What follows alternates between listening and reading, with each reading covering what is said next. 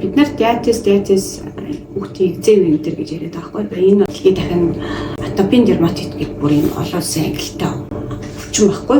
Ээж жирэмсэн багт тэл явцаас эхлээл төрөөд төрсний дараа харчилгаа хүртэл маань удаан хугацаанд үргэлжилдэг.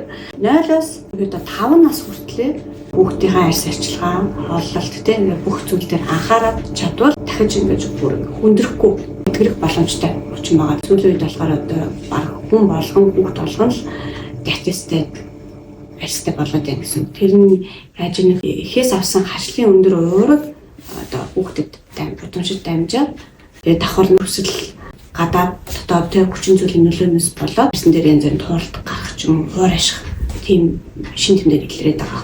Урьдчилан сэргийлэх юм гэхээр одоо ээж маань янз бүрийн хашил төрүүлэх тийм хоол хүнс хэрэглэхгүй. Тэнд нь юу ордог вэ гэхээр цитрусны төрлийн одоо жимс, тэнд нь болохоор одоо оранж, мандарин, киви, ананас бүр бидний иддэг ансч зам нурлах гэж байгаа. Тэгээд нөө чихэрлэг зүйлсүүд гэж болж байна. Хит чихэрлэг одоо ундаа чихэр газтай ундаа халуун ногоо, амтлагчтай хоол хүнс түргэн хоолнод байгаа шүү дээ. Нөө тиймэрхүү хоол, пицца тийм үү бүргэр мөргөр тиймэрхүү зүйлсээс ер нь аль болох татгалзах хэрэгтэй гэдэг. Бас нэг юу байгаад гэдэг. Хүүхэдтэй хөхүүллээ хүлж чадахгүй ээжүүд байдаг шүү дээ.